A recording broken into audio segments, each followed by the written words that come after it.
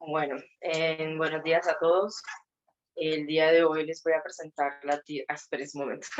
Mami. Perdón. Ay, no. Bueno, buenos días a todos. El día de hoy les voy a presentar la actividad 8.2, versión definitiva de la información previa y el primer objetivo de la unidad didáctica de ecuaciones aditivas.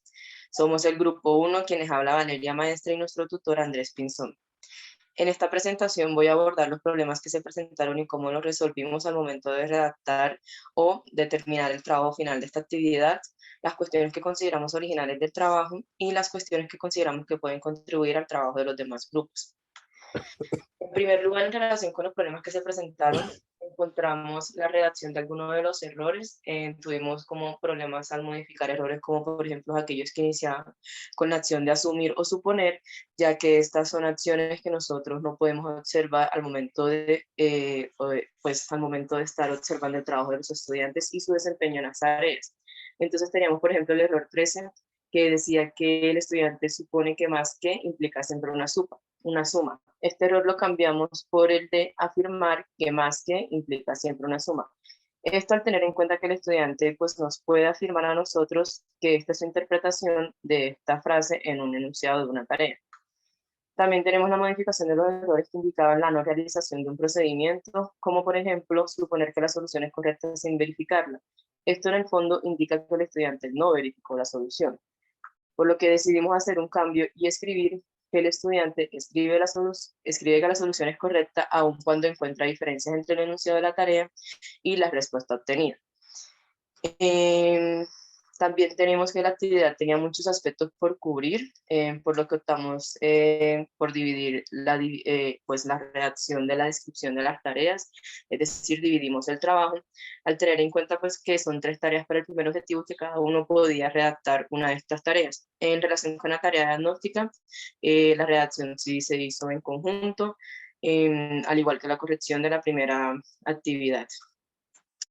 También tuvimos algunas incoherencias en la descripción de las tareas, como que no coincidía, por ejemplo, el agrupamiento con la formulación de la tarea, o la temporalidad también con el agrupamiento, con la forma de interacción. Esto al tener en cuenta pues, que hubieron algunos errores en términos de redacción. Entonces, por esto revisamos y corregimos pues, la redacción de las descripciones de las tareas. También encontramos que fue complejo reemplazar, pues en un principio fue difícil imaginar cómo podíamos reemplazar la utilización de la propiedad del inverso aditivo, al tener en cuenta que estábamos trabajando en el conjunto de los números naturales.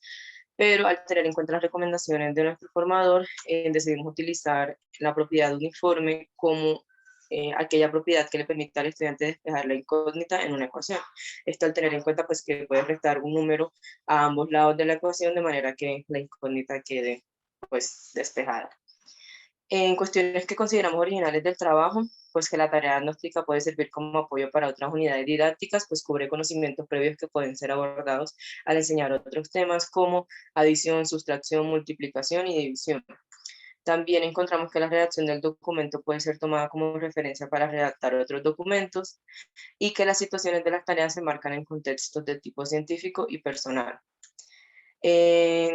En cuestiones que consideramos que pueden contribuir al trabajo de los demás grupos, consideramos que la división del trabajo puede ser una buena opción en términos de la descripción de las tareas de aprendizaje, al tener en cuenta que podemos utilizar la misma estructura al describir las tareas, mantener uniformidad en la redacción de los párrafos, releer más de una vez la versión final de estas descripciones y en general del documento, y discutir en grupo las dudas que surgen con respecto al trabajo para poder llegar al consenso sobre lo que queremos escribir y sobre lo que queremos exponer en nuestro trabajo final.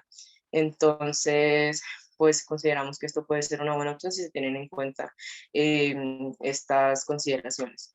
Y que por último, también tenemos que corregimos la versión final de la actividad 8.1 y diseñamos la versión final al tener en cuenta que las demás actividades se hicieron de manera organizada y a tiempo, así como la actividad 8.1 y las demás actividades de módulos previos en las que diseñamos, por ejemplo, las fichas de las tareas y los listados de análisis cognitivo.